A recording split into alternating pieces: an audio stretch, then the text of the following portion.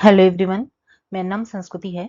MPPSC mains की हमारी जो वीडियो सीरीज चल रही है उसमें हम लोगों ने पेपर 3 पार्ट ए इकोनॉमिक्स से स्टार्ट किया था, जिसके अंतर्गत यूनिट 2 के बहुत सारे लेक्चर्स आ चुके हैं। उसके अलग से एक मैंने प्लेलिस्ट बना दी है, तो वहां पर आप जाके चेक कर सकते हैं। इसमें हमने यूनिट 1 में भारतीय अर्थव्यवस्था की प्रमुख विशेषता वाला टॉपिक अच्छे से कंप्लीट किया है।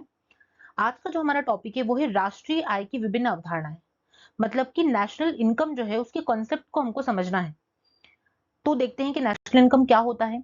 राष्ट्रीय आय लेखांकन एक बही खाता पद्धति है जिसका उपयोग सरकार अपने देश में समय के साथ आर्थिक गतिविधियों के स्तर को ट्रैक करने के लिए करती है। नेशनल इनकम को हम बही खाता पद्धति क्यों कहते हैं? क्योंकि इसमें देखा जाता है कि कहां कहां से कौन कौन से क्षेत्र से जो है वो हमको आय प्राप्त हो रही है। ठीक है, और फिर वो सारी आय जीडीपी वगैरह जो कि हम आगे अभी समझेंगे भी, तो उन सभी को जो है वो इसमें क्या किया जाता है, नोट किया जाता है। इसलिए ये एक बही खाता पद्धति है। और इससे क्या होता है, तो सरकार को नेशनल इनकम जब निकालते हैं तो उसके आधार पर सरकार जो है वो ये ट्रैक कर पाती है कि उनकी अर्थव्यवस्था कैसी है, या वहां पे जो आर्थिक गतिविधि है उसका स्तर क्या है। अगर हम नेशनल इनकम की बात करें तो नेशनल इनकम जो होती है वो एनएनपी एट फैक्टर कॉस्ट, यानी कि नेट नेशनल प्रोडक्ट जो होता है, जो फैक्टर कॉस्ट पे देखा जाता है, उसे ही हम नेशनल इनकम बोलते हैं। अब हम आगे देखेंगे कि जीडीपी क्या होती है, जीएनपी क्या होती है, एनडीपी क्या होती है, और उसके बाद देखेंगे कि एनएनपी क्या होती है, फिर फैक्टर कॉस्ट क्या होता है, मार्केट कॉस्ट क्या होता है, इनको अच्छे से समझेंगे। अब सबसे पहले हम ये देखते हैं कि नेशनल इनकम का थोड़ा सा बैकग्राउंड या इतिहास देख लेते हैं कि कैसे कैसे जो है वो नेशनल इनकम को निकालने की शुरुआत की गई थी। सबसे पहले हम देखते हैं कि स्वतंत्रता के पूर्व दादा भाई नौरोजी पहले व्यक्ति थे जिन्होंने नेशनल इनकम को अपनी book un British rule in India, जो कि 1867 में पब्लिश हुई थी, उसमें कैलकुलेट किया था। तो सबसे पहले दादा भाई नौरोजी ने नेशनल इनकम को कैलकुलेट किया। फिर हम देखेंगे तो साइंटिफिक मेथड से जो है वो सर वी राव जो है, उन्होंने 1931 में नेशनल इनकम को कैलकुलेट किया। अब यहाँ साइंटिफिक मेथड का मतलब ये है कि अलग अलग फॉर्मूलों का यूज करके जो है वो नेशनल इनकम को निकाला गया। इसके बाद हम देखेंगे कि 1949 से 1955 तक नेशनल इनकम को निकालने के लिए कमिटी बनाई गई थी, जिसे बोलते हैं नेशनल इनकम कमिटी। ये नेशनल इनकम कमिटी का काम क्या था? नेशनल इनकम को कैलकुलेट करना था। इसके बाद अगर हम 1955 के बाद देखें तो 1955 से लेकर 2020 तक जो है वो सीएसओ यानी कि सेंट्रल स्टैटिस्टिकल ऑफिस जो है, उनके द्वारा नेशनल इनकम को कैलकुलेट किया जाता था। और अगर हम देखें कि 2020 के बाद से हम देखें तो अभी तक नेशनल इनकम कौन कैलकुलेट करता है? एनएसओ, मतलब नेशनल स्टैटिस्टिकल ऑफिस। ये एनएसओ किस मिनिस्ट्री के अंतर्गत आता है? तो MOSPI, ministry of statistical and programme implementation. इस मिनिस्ट्री के अंतर्गत एनएसओ आता है और एनएसओ के द्वारा जो है वो फिर हमारी नेशनल इनकम को कैलकुलेट किया जाता है। तो अभी हमने थोड़ा सा बैकग्राउंड देखा कि नेशनल इनकम को कैसे कैसे कैलकुलेट किया गया। पहले कुछ मुख्य बिंदु देख लेते हैं। नेशनल इनकम में केवल अंतिम उत्पाद यानी कि फाइनल प्रोडक्ट को ही काउंट किया जाता है। नेशनल इनकम में केवल फैक्टर इनकम को ही इंक्लूड करते हैं, और एनएनपी एट फैक्टर कॉस्ट को ही नेशनल इनकम कहते हैं। इन तीनों को हम एक एक करके समझेंगे। केवल अंतिम उत्पाद यानी कि फाइनल प्रोडक्ट को काउंट किया जाता है। तो अब पहला क्वेश्चन यही कि फाइनल प्रोडक्ट का मतलब क्या होता है, इसको समझते हैं। एक एग्जांपल लेते हैं, जैसे 20 मीटर कपड़े का प्रोडक्शन हुआ। अब 20 मीटर कपड़े में से 9 मीटर कपड़े से 5 स्कूल बैग को बना लिया गया। अब 20 में से 9 गए तो 11 मीटर कपड़े जो है वो ऐसे ही रहा। तो हम ये देखेंगे कि जब हम अपना नोट करेंगे कि कितने कितने प्रोडक्शन हुआ है, तो हम देखेंगे कि हम वहां पे क्या लिखेंगे, हम 20 मीटर कपड़े का प्रोडक्शन नहीं लिखेंगे, हम लिखेंगे कि 5 तो स्कूल बैग बने हैं और 11 जो है 11 मीटर कपड़ा का प्रोडक्शन हुआ है, ये इसमें लिखा जाएगा। तो फिर इसमें जो बुक होगी उसमें जो है वो रिकॉर्ड में क्या लिखा जाएगा कि प्रोडक्शन किस चीज का हुआ। तो क्योंकि इसमें फाइनल प्रोडक्ट जो है उसकी को काउंट किया जाता है, तो प्रोडक्शन किस चीज का हुआ इस उस बुक में, तो ये लिखा जाएगा कि 5 तो स्कूल बैग बने हैं और 11 मीटर जो है वो कपड़े का प्रोडक्शन हुआ है। इसे बोलते हैं फाइनल गुड। फाइनल गुड का मतलब इसमें बीच वाली जो इंटरमीडिएट वाली जो चीजें हैं, जो मध्यवर्ती वस्तुएं होती है, उसको इसमें काउंट नहीं किया जाता है। मान लो कि हम देखते हैं कि हमारे देश में जो है वो 10 किलो बिस्किट का प्रोडक्शन हुआ। अब 10 किलो बिस्किट का प्रोडक्शन हुआ है, तब क्योंकि चीनी जो है उसमें लगी है, ठीक है ना, चीनी का प्रोडक्शन हुआ। अब चीनी जो है वो बिस्किट में लगी है, तो हम फाइनल प्रोडक्ट के रूप में जो है वो जितनी चीनी, मान लो कि हमने देखा कि 10 किलो चीनी जो है उसका उत्पादन हुआ है, और 5 किलो चीनी को हमने जो है वो 5 किलो चीनी से हमने बिस्किट बना दिए हैं। तो डबल डबल काउंट करेंगे क्या? नहीं करेंगे। तो अब जब हम लिखेंगे कि कितना प्रोडक्शन हुआ, तो हम लिखेंगे 5 किलो तो बिस्किट का प्रोडक्शन हुआ और 5 किलो जो है वो हमने चीनी का प्रोडक्शन किया। तो इससे हमको समझ में आया कि फाइनल प्रोडक्ट का मतलब क्या है। ठीक है, क्योंकि डबल डबल काउंट ना हो इसलिए सिर्फ फाइनल प्रोडक्ट को इसमें जो है वो देखा जाता है। ठीक है, तो जैसे कि टायर है, ठीक है, तो टायर को हम बार बार थोड़ी काउंट करेंगे, ठीक है ना। अगर मान लो कि 50 टायर बने, 100 टायर बने, तो उसमें से अगर कुछ टायर जो है वो गाड़ियों में लग गए, मान लो 50 जैसे 100 टायर बने, ठीक है, तो उसमें से 50 टायर जो है वो गाड़ियों में लग गए, तो अब हम क्या करेंगे कि हम बोलेंगे कि भैया इससे जो है वो जितनी भी गाड़ियां बनी तो उतनी गाड़ी बन गई, 10 गाड़ी बन गई, और बाकी के जो है वो टायर बने हैं फाइनल प्रोडक्ट के रूप में। तो सिर्फ इसमें फाइनल जो है उस प्रोडक्ट को ही काउंट किया जाता है नेशनल इनकम में। आगे बढ़ते हैं, फिर देखते हैं कि जीडीपी और एनएनपी क्या होता है। अब हम इसमें जीडीपी और एनएनपी की परिभाषाएं तो आगे देखेंगे, पर पहले ये देखते हैं कि एक एक शब्द का मतलब क्या है। जैसे जीडीपी में ग्रॉस का मतलब क्या है, डोमेस्टिक का मतलब क्या है, प्रोडक्ट का मतलब तो सबको पता है, उत्पाद जो बनता है। एनएनपी में हम देखेंगे नेट का मतलब क्या है, नेशनल इनकम क्या है, नेशनल का मतलब क्या है। तो अब हम देखते हैं सबसे पहले कि ग्रॉस और ग्रॉस और नेट में हम अंतर समझते हैं कि ग्रॉस और नेट क्या होता है। इसको समझना, ग्रॉस का मतलब क्या होता है इस एग्जांपल से समझ में आएगा अच्छे से, कि एक गाड़ी हमने 1 लाख रुपए में खरीदी। ठीक है, 1 लाख रुपए में मैंने जो है वो एक एक्टिवा खरीदी। अब वो एक्टिवा को 2 महीने चलाने के बाद उस एक्टिवा को मैंने 80,000 में बेच दिया। ठीक है, 80,000 में वो क्यों बिकी? क्योंकि उसमें जब 2 महीने मैंने गाड़ी को चलाया तो कुछ ना कुछ उसमें लॉस हुआ होगा, कुछ ना कुछ हानि हुई होगी। ठीक है ना, गाड़ी जो है वो थोड़ी बहुत चली है तो उसके चक्के भी घिसे होंगे, तो डेप्रिसिएशन हुआ, कुछ ना कुछ हास हुआ। तो उस हास होने के कारण जो है वो गाड़ी कितने में बिकी, 80,000 में। खरीदी कितनी थी, 1 लाख में। तो जितना उसका आज मूल्य है, कोई भी वस्तु जब हम मार्केट से खरीदते हैं तो जो उसका मूल्य है उसे हम क्या बोलते हैं, ग्रॉस बोलते हैं। ठीक है ना, जितने में वो मार्केट में उपलब्ध है। और जब उसमें डेप्रिसिएशन को घटा देते हैं उसमें से, ठीक है, क्योंकि वो गाड़ी में हमने क्या करा, डेप्रिसिएशन 20,000 का हो गया। अगर 1 लाख में से 20,000 गए तो 80,000 क्या बना, 80,000 में गाड़ी बिकी, तो 80,000 क्या होगा, नेट होगा। तो जब भी आपको नेट निकालना है, नेट यानी कि शुद्ध, तो नेट निकालने के लिए हमको जो सकल यानी कि ग्रॉस में से डेप्रिसिएशन को माइनस करना पड़ता है, तो हमको शुद्ध प्राप्त हो जाता है। तो जब भी आपको ग्रॉस से नेट की तरफ जाना है तो आपको डेप्रिसिएशन को माइनस करना पड़ेगा, और नेट से ग्रॉस की तरफ जाना है तो डेप्रिसिएशन को प्लस करना पड़ेगा। तो ये अच्छे से समझ में आना चाहिए कि ग्रॉस और नेट क्या होता है। जब भी हम नेट देखेंगे तो उसमें से हमेशा, जब भी हमको कोई भी चीज में नेट निकालना है तो हमको ग्रॉस में से डेप्रिसिएशन यानी कि जो भी मूल्यह्रास हुआ है उसको घटाना पड़ेगा। अगर गाड़ी को हमने 1 लाख में खरीदा है और 80,000 में बेचा है, तो जो 20,000 रुपए का मूल्यह्रास हुआ है, ठीक है, तो 20,000 तो डेप्रिसिएशन हो गया, और 80,000 में बेचा, मतलब अभी हमको कितने प्राप्त हुए उस गाड़ी को बेचने के बाद, 80,000। तो 80,000 की जो वैल्यू है वो क्या होगी, नेट वैल्यू। उस गाड़ी की जो नेट वैल्यू है वो क्या है, 80,000 है। ग्रॉस वैल्यू कितनी थी, 1 लाख थी। नेट वैल्यू क्या है, 80,000 है, क्योंकि उसमें 20,000 का क्या हुआ, हमें डेप्रिसिएशन प्राप्त हुआ है। तो जब भी नेट निकलेगा तो ग्रॉस में से डेप्रिसिएशन को माइनस करना पड़ेगा, तो उससे क्या होगा, नेट निकलेगा। आगे बढ़ते हैं, अब हम देखेंगे कि डोमेस्टिक और नेशनल का क्या मतलब होता है। क्या मतलब होता है डोमेस्टिक का? हम देखते हैं कि जैसे इंडिया की बात करते हैं तो इंडिया में 3 कंपनियां हैं। इंडियन कंपनी है जिसने 100 रुपए का प्रोडक्शन किया है, चाइना की कंपनी है जिसने 50 रुपए का प्रोडक्शन किया है, सिंगापुर की कंपनी है जिसने 40 रुपए का प्रोडक्शन किया है। तो हम क्या करेंगे, डोमेस्टिक का मतलब होता है कि हमारी डोमेस्टिक टेरिटरी, हमारी जो भौगोलिक क्षेत्र जो है हमारा, उसमें जो भी प्रोडक्शन हुआ है वो क्या होगा, डोमेस्टिक प्रोडक्शन होगा। वो क्या होगा, हमारा डोमेस्टिक प्रोडक्शन होगा। तो हमारा कुल 190 रुपए का जो प्रोडक्शन हुआ है वो डोमेस्टिक है। हमसे कोई पूछेगा कि आपके यहाँ डोमेस्टिक प्रोडक्शन कितना हुआ है, तो हम बता देंगे कि 190 रुपए का प्रोडक्शन डोमेस्टिक है, चाहे वो बाहर की कंपनियां क्यों नहीं हो, हमारे देश में प्रोडक्शन हो रहा है, इसलिए वो क्या होगा, डोमेस्टिक। अब हम बात करते हैं नेशनल। तो उसके लिए हमको समझना पड़ेगा कि जैसे यूएसए है, तो यूएसए में एक यूएसए की कंपनी है जिसने 500 रुपए का प्रोडक्शन किया, और यूएसए में एक इंडिया की कंपनी है जिसने 70 रुपए का प्रोडक्शन किया। अब हमको नेशनल निकालना है, तो नेशनल निकालने के लिए हम क्या करते हैं, जो हमारा डोमेस्टिक प्रोडक्शन है 190, उसमें हम क्या प्लस करेंगे, जो बाहर विदेशों में जो भारत के द्वारा प्राप्त आय है। तो विदेशों में भारत के द्वारा प्राप्त आय कितनी है, 70 रुपए, 70 रुपए का प्रोडक्शन हुआ, तो उसको हम प्लस करेंगे, इनकम फ्रॉम अब्रॉड बोलते हैं इसको।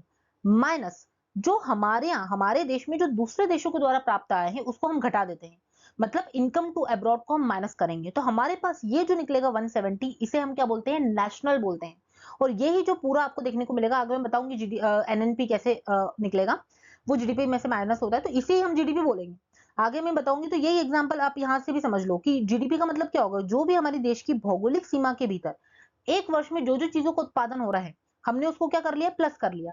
अब जब हमको एनएनपी निकालना है, तो एनएनपी में से हम क्या करेंगे, तो एनएनपी में से, हालांकि अभी ये जीडीपी पूरा नहीं होगा क्योंकि इसमें डेप्रिसिएशन में माइनस होगा, वो मैं आपको आगे बताऊंगी। पर उसमें से क्या होता है, जब भी हम एनएनपी निकालते हैं तो उसमें से क्या होता है, जीडीपी में से हम जो है वो माइनस कर देंगे। जीडीपी में से क्या करेंगे, जो हमारे देश का लोगों ने बाहर से बाहर जो प्रोडक्शन किया है, मतलब कि इनकम फ्रॉम अब्रॉड, उसको तो हम प्लस कर लेंगे, क्योंकि हमको नेशनल इनकम हमारी निकालनी है। तो नेशनल इनकम क्या होगी, हमारे देश में हमारे देश के लोगों ने जो प्रोडक्शन किया है वो, प्लस हमारे देश के लोगों ने जो बाहर प्रोडक्शन किया है उसको हम प्लस करेंगे। और हमारे देश में जो विदेशों की कंपनी काम कर रही है, क्योंकि वो लोग तो अपना पैसा बाहर लेके जाएगी ना उनका, तो विदेशों की कंपनी का पैसे को हम माइनस कर देंगे। तो इनकम फ्रॉम अब्रॉड को हमेशा प्लस किया जाता है हमारी जीडीपी में, और इनकम टू अब्रॉड को जो है वो माइनस किया जाता है। ठीक है, और उस हिसाब से फिर हमारा नेशनल निकलता है। तो नेशनल और डोमेस्टिक का मतलब समझ में आया, कि डोमेस्टिक का मतलब है हमारी टेरिटरी में जो जो उत्पादन हो रहा है उसको हम डोमेस्टिक प्रोडक्शन कहेंगे। पर जब नेशनल निकाला जाता है तो नेशनल में हमेशा क्या किया जाता है, इंडिया में जो बाहर की कंपनी है तो उनका घटा दिया जाएगा, उनका जो प्रोडक्शन है, और बाहर जो इंडिया की कंपनी उनके प्रोडक्शन को उसमें जोड़ दिया जाएगा। तो इनकम फ्रॉम अब्रॉड को हमेशा जोड़ा जाता है, और इनकम टू अब्रॉड को, ठीक है ना, जो हमारे देश में काम कर रही है कंपनी, विदेशी कंपनी, अगर वो जो है वो यहाँ से कुछ प्रोडक्शन करके ले जा रही है तो उसको माइनस कर दिया जाता है, तो फिर नेशनल निकलता है। तो हमने ग्रॉस और नेट का मतलब समझ लिया, फिर हमने डोमेस्टिक और नेशनल का मतलब समझ लिया। अब देखते हैं फैक्टर कॉस्ट और मार्केट कॉस्ट का मतलब क्या होता है। जब हम ये सारी चीजें समझ लेंगे तो फिर जीडीपी एनएनपी बहुत इजी हो जाएगा समझने में। फैक्टर कॉस्ट और मार्केट कॉस्ट में क्या है, देखो एक एग्जांपल से इसको समझते हैं। एक जीन्स फैक्ट्री में बनती है, तो वो जीन्स में बनाने में उसको 500 रुपए लगते हैं। फैक्टर कॉस्ट का मतलब क्या है कि किसी भी चीज को बनाने में क्या क्या जो है वो कॉस्ट, क्या क्या आपको लागत लगते जा रही है।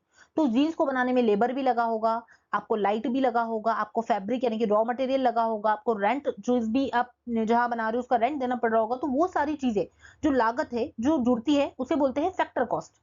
तो हमको वो जीन्स क्या है, एक जीन्स को फैक्ट्री में बनाने में कितने रुपए लगे, 500 रुपए, और जो वो जीन्स जो है इन सारे फैक्टर से जो मिलकर बनी है वो जीन्स, वो 500 रुपए की बनी है, इसलिए उस जीन्स की जो फैक्टर कॉस्ट है वो कितनी है, 500 रुपए है। ठीक है, अब उस जीन्स को हमको मार्केट में बेचना है। अब मार्केट में जब कोई भी प्रोडक्शन जाता, कोई भी प्रोडक्ट जाता है, कोई फैक्ट्री से प्रोडक्ट निकलेगा तो हमेशा वहां पे टैक्सेस लग जाते हैं। तो अब हमारे यहाँ टैक्स कौन सा लगता है, जीएसटी लगता है। तो इस 500 रुपए में जीएसटी जो है वो ऐड हो जाएगा, क्योंकि अब मार्केट में वो चीज बिकने के लिए जा रही है। तो मान लो कि जीएसटी 100 रुपए ऐड हो गया। पर गवर्नमेंट ने बोला कि ठीक है आप जीन्स बेच रहे हैं, हम अपनी तरफ से जो है उस जीन्स पे सब्सिडी देना चाहते हैं। तो गवर्नमेंट ने बोला कि हम 10 रुपए की इसमें सब्सिडी देना चाहते हैं। तो हमेशा जब भी मार्केट कॉस्ट निकाली जाती है तो मार्केट कॉस्ट में क्या किया जाता है, factor cost plus indirect tax या जीएसटी जिसको हम बोलते हैं, माइनस सब्सिडी, उसको क्या बोलते हैं, मार्केट कॉस्ट। मार्केट कॉस्ट क्या पड़ी हमने, तो फैक्टर कॉस्ट तो हमने लिख लिया 500 रुपए, प्लस जो जीएसटी लगा हमको 100 रुपए, वो तो कितने हो गए, 600 रुपए। पर हमको गवर्नमेंट ने सब्सिडी दे दी 10 रुपए की, कि आपको 10 रुपए जो है वो आप मत दो, मतलब कम दो, है ना। तो 10 रुपए की सब्सिडी दे दी, तो मार्केट में वो जो चीज है वो कितने में गई, 590 रुपए में। तो ये क्या होगा, उस जीन्स की जो प्राइस है 590, वो मार्केट कॉस्ट है। तो फैक्टर कॉस्ट और मार्केट कॉस्ट में अंतर समझ में आया, कि जब भी फैक्टर कॉस्ट होता है मतलब फैक्ट्री में वो चीज को बनाने में जो लागत लगती है उससे वो चीज कितने में पड़ी, ठीक है ना, जो लागत मूल्य है उसे हम बोलते हैं फैक्टर कॉस्ट। पर जब मार्केट कॉस्ट, जब कोई भी चीज मार्केट में जाएगी तो उसमें टैक्स सारे इंक्लूड हो जाते हैं और सब्सिडी सारी माइनस हो जाती है, तो तब क्या निकलता है, मार्केट कॉस्ट निकलता है। ये समझ में आया। अब हम जब भी जीडीपी, जो मार्केट कॉस्ट है, उससे हम एनएनपी सेक्टर कॉस्ट पे जाएंगे, क्योंकि जीडीपी हमेशा मार्केट कॉस्ट पे निकलती है। जब भी आप जीडीपी को निकालोगे तो हमेशा वो मार्केट कॉस्ट, जब भी आप जीडीपी काउंट करते हैं ना कि हमारे देश की जीडीपी इतनी है, तो वो हमेशा मार्केट कॉस्ट पे देखी जाती है। ठीक है, कि कोई प्रोडक्ट जो है वो मार्केट में कितने रुपए का उसके आधार पे देखते हैं हम। पर जब हम नेशनल इनकम देखते हैं, ठीक है, नेशनल इनकम को हम फैक्टर कॉस्ट पे देखते हैं कि फैक्ट्री में जब कोई चीज बनती है तो उसकी लागत कितनी लगती है। तो जब भी, क्योंकि हमेशा जो नेशनल इनकम होती है, जो नेट नेशनल प्रोडक्ट होता है, वो जीडीपी से ही निकलेगा। आप अपनी राष्ट्रीय आय को निकालने के लिए पहले आपको जीडीपी निकालनी पड़ेगी मार्केट कॉस्ट पे। तो जब भी हमको जीडीपी प्राप्त हो गई, मान लो हमको नेशनल इनकम निकालना है, तो हमारे पास कुछ जीडीपी प्राप्त हो गई हमको कि इतने हमारे देश में प्रोडक्शन हो रहा है, तो जीडीपी प्राप्त हो गई। उस जीडीपी में से पहले हमको डेप्रिसिएशन को माइनस करना पड़ेगा, क्योंकि यहाँ पे वर्ड क्या है, नेट है, नेट नेशनल प्रोडक्ट। और मैंने अभी बताया था कि जब भी नेट वर्ड आए तो उसमें से हमको डेप्रिसिएशन को घटाना पड़ता है। तो जीडीपी में से आपको डेप्रिसिएशन को माइनस करना पड़ेगा, प्लस इसमें नेशनल वर्ड भी है, क्योंकि नेट नेशनल प्रोडक्ट है तो नेशनल वर्ड है। और नेशनल का मतलब मैंने क्या समझाया, कि अगर हमारे देश में विदेशों से प्राप्त, अब देखो विदेशों से प्राप्त निवल आय, वो जो मैंने बताया ना आपको कि हमारे देश से जो विदेशी प्राप्त कर रहे हैं उसको हम घटा देंगे, और हमारे देश के द्वारा विदेशों से जो प्राप्त आय हो रही है उसको हम जोड़ देंगे। उन दोनों को मिला के क्या बोला जाता है, विदेशों से प्राप्त निवल आय। ठीक है, उसको उन दोनों को मिला के बोला जाता है विदेशों से प्राप्त निवल आय। इसलिए मैंने सीधे यहाँ पे लिख दिया है कि डेप्रिसिएशन प्लस विदेशों से प्राप्त निवल आय। ठीक है, अब फैक्टर कॉस्ट पे जाना है, तो हमने क्या देखा, मार्केट कॉस्ट पे जाने के लिए तो हमको इनडायरेक्ट टैक्स को प्लस करना पड़ता है और सब्सिडी को माइनस करना पड़ता है। पर हमको फैक्टर कॉस्ट पे जाना है तो हमको क्या करना पड़ेगा, सब्सिडी को क्या करना पड़ेगा, प्लस करना पड़ेगा, और जो इनडायरेक्ट टैक्स है उसको क्या करना पड़ेगा, माइनस करना पड़ेगा। और इस प्रकार से हमारा राष्ट्रीय आय यानी कि नेशनल इनकम निकलती है। नेशनल इनकम ही जो है, जो नेट नेशनल प्रोडक्ट है फैक्टर कॉस्ट पे, उसे ही हम नेशनल इनकम बोलते हैं। आगे जो नेक्स्ट लेक्चर आएगा उसमें हमें बताऊंगी कि नेशनल इनकम जो है उसको निकालने की कितनी विधियां होती है और कैसे कैसे निकलती है। पर हमें ये पता होना चाहिए कि जो एनएनपी एट फैक्टर कॉस्ट है उसे ही हम बोलते हैं नेशनल इनकम। और हमने देखा कि जब भी नेशनल इनकम निकालनी है तो पहले आपको जीडीपी निकालनी पड़ेगी मार्केट कॉस्ट पे। ठीक है, जीडीपी जब मार्केट कॉस्ट पे निकल जाएगी तभी आप नेशनल इनकम निकाल पाओगे, मतलब एनएनपी निकाल पाओगे। और एनएनपी निकालने के लिए आपको एक एक चीज को मैंने अभी बताया, जीडीपी, जी यानी कि ग्रॉस से आपको नेशनल पे जाना है तो क्या करोगे, तो ग्रॉस से नेशनल पे, ग्रॉस से नेट पे जाने के लिए, नेट नेशनल प्रोडक्ट है ना, तो ग्रॉस से नेट पे जाने के लिए मैंने क्या बताया कि हमेशा नेट के लिए हमको डेप्रिसिएशन को माइनस करना पड़ता है, तभी नेट निकलता है, तो हमने जीडीपी में से डेप्रिसिएशन माइनस कर दिया। फिर डोमेस्टिक से आपको नेशनल पे जाना है तो आप क्या करेंगे, तो डोमेस्टिक से नेशनल पे जाने के लिए भी मैंने बताया कि नेशनल के लिए हम क्या करते हैं, विदेशों से प्राप्त आय को हम जोड़ लेते हैं और विदेशियों के द्वारा जो हमारे देश से प्राप्त आय उसको घटा देते हैं, उन दोनों को मिला के क्या बोला जाता है, विदेशों से प्राप्त निवल आय, इसलिए मैंने सीधे लिखा एनएफआई। फिर हम क्या करते हैं, हमको क्या करना है, मार्केट कॉस्ट से फैक्टर कॉस्ट पे जाना है, इसलिए हम क्या करेंगे, इनडायरेक्ट टैक्स को माइनस करेंगे और सब्सिडी को हम प्लस कर देंगे, और ऐसे ही हमारी फिर क्या निकलती है, एनएनपी एट फैक्टर कॉस्ट निकलती है। आगे बढ़ते हैं तो देख लेते हैं यहाँ पे कि जीडीपी का मतलब क्या होता है। जीडीपी क्या होती है, सकल घरेलू उत्पाद। तो एक वर्ष में किसी देश की घरेलू सीमा के भीतर उत्पादित सभी अंतिम वस्तु और सेवाओं का जो बाजार मूल्य है, अभी मैंने बताया जो मार्केट कॉस्ट होती है उस पे जीडीपी निकलता है, तो सेवाओं का जो बाजार मूल्य है इसे ही हम क्या बोलते हैं, जीडीपी। अब यहाँ दो शब्द आपको समझ में आना चाहिए कि घरेलू सीमा और अंतिम वस्तु, मैं दोनों ही पहले बता चुकी हूँ। मैंने बताया था अंतिम वस्तु यानी कि जो फाइनल प्रोडक्ट है उसका मतलब क्या है, मैंने अभी कपड़े का एग्जांपल देके बताया था कि फाइनल प्रोडक्ट का मतलब क्या है कि जो 5 बैग बन गए हैं वो फाइनल प्रोडक्ट है, कितना कपड़ा लगा है वो फाइनल प्रोडक्ट नहीं है, कपड़ा फाइनल प्रोडक्ट नहीं है, जो बैग बने हैं उससे वो फाइनल प्रोडक्ट है। तो हम क्या लिखेंगे, अंतिम उत्पाद इसमें देखा जाता है दूसरा। घरेलू सीमा, घरेलू सीमा का मतलब क्या है कि हमारे देश की भौगोलिक सीमा के भीतर हम इसमें देखते हैं। इसके और इसके बाद हम देखेंगे एक वित्तीय वर्ष में, एक वित्तीय वर्ष मतलब एक जो हमारा पूरा फाइनेंशियल ईयर होता है उसमें हम अपने देश की घरेलू सीमा या हमारे देश की जो भौगोलिक सीमा है उसके भीतर जो भी वस्तु और सेवाओं का उत्पादन होता है उनका जो अंतिम वस्तु और सेवाएं होती है उनका जो बाजार मूल्य होता है, जो मार्केट कॉस्ट होती है, उसे हम क्या बोलते हैं, जीडीपी बोलते हैं। अब मैं आपको बताती हूँ कि जीडीपी होता कैसे, कैसे कैलकुलेट होता है। मान लीजिए कि जैसे प्राइमरी सेक्टर की हम बात करें, प्राइमरी सेकेंडरी टर्शरी सेक्टर हम सब जानते हैं। प्राइमरी में आप जैसे एग्रीकल्चर वगैरह है, सेकेंडरी सेक्टर में जितनी भी आपका जो कारखाने वगैरह है जहाँ पे कोई भी चीज का उत्पादन हो रहा है, टर्शरी सेक्टर में जितनी भी सर्विसेज आती है वो आती है, इतना तो हम सब जानते हैं। मान लीजिए कि प्राइमरी सेक्टर में 10 किलो चावल का उत्पादन किया गया, सेकेंडरी सेक्टर्स में हमने देखा कि जैसे 2 गाड़ियां बन गई, और टर्शरी सेक्टर के हिसाब से अगर मैं देखूं तो मैंने देखा कि 100 रुपए कोचिंग से प्राप्त हो गए, टर्शरी सेक्टर में सारी सर्विसेज आती है, तो हमने देखा कि 100 रुपए कोचिंग से प्राप्त हो गए। अब इन तीनों चीजों को देख के हम जीडीपी निकाल सकते हैं क्या, नहीं, क्योंकि ये तो सारे उत्पाद हैं, पर जीडीपी के लिए तो हमको मूल्य चाहिए, कितनी कॉस्ट है उस वो चाहिए हमको जीडीपी के लिए। तो हम क्या करेंगे, हम देखेंगे कि अभी मार्केट में 1 किलो चावल की कीमत कितनी है, तो देखा कि 1 किलो चावल की कीमत 10 रुपए है, तो 10 किलो चावल की कीमत कितनी हो जाएगी, 100 रुपए। फिर हमने देखा कि मार्केट में एक गाड़ी की कीमत कितनी है, 1 लाख रुपए, तो 2 गाड़ी की कीमत 2 लाख रुपए हो जाएगी। फिर हमने देखा कि 100 रुपए की कोचिंग ये तो रुपए में ही है, तो सीधे रुपए में लिख दी। तो कुल मिला के हमने देखा कि 2,02,000 रुपए जो है वो हमारे देश में क्या है, जीडीपी है। हमने देखा कि एक पूरे साल में हमारे देश में कौन कौन सी चीजों का प्रोडक्शन हुआ, चावल का, गाड़ी का, और जो सर्विसेज में हमने देखा कोचिंग से 100 रुपए प्राप्त हुए। मैंने यही बताया ना जीडीपी में कि एक पूरे वित्तीय वर्ष में देश की घरेलू सीमा के भीतर जो भी अंतिम वस्तुएं बन रही हैं उनका बाजार मूल्य, तो ये बाजार मूल्य देख लिया हमने, मार्केट कॉस्ट अभी क्या चल रही थी, तो इसे हम क्या बोलेंगे, जीडीपी बोलते हैं। तो जीडीपी क्या होता है, ऐसे काउंट किया जाता है। अब दो टर्म समझना, एक होता है नॉमिनल जीडीपी, एक होता है रियल जीडीपी। कैसे पता करेंगे, नॉमिनल जीडीपी और रियल जीडीपी क्यों निकाली जाती है, तो इसको हम इन्फ्लेशन को देखने के लिए हमको पता करना पड़ता है कि महंगाई के बढ़ने से हमको हमारी जीडीपी ज्यादा दिख रही है या रियल में हमारी जीडीपी बढ़ी है, ठीक है। तो हम जो है वो नॉमिनल और रियल जीडीपी निकालते हैं। सबसे पहले इसमें टर्म बता दूं मैं, बेस ईयर। बेस ईयर का मतलब क्या होता है, तो देखो सीधे जो है वो जैसे हम, बेस ईयर क्या होता है कि कोई भी ईयर से हमको कंपेयर करना पड़ता है, ठीक है। जैसे अभी हमारा बेस ईयर शायद 2011-12 है, ठीक है, तो हम 2011-12 को अगर हमने बेस ईयर मान लिया, तो अभी हमारे यहाँ जितनी जीडीपी है हम 2011-12 से कंपेयर करेंगे। कंपेयर करने के लिए भी तो कुछ होना चाहिए, अगर कंपेयर करेंगे तभी तो हमें पता चलेगा कि हमारी कितनी ग्रोथ हुई है या हमारी जीडीपी कितनी बड़ी है।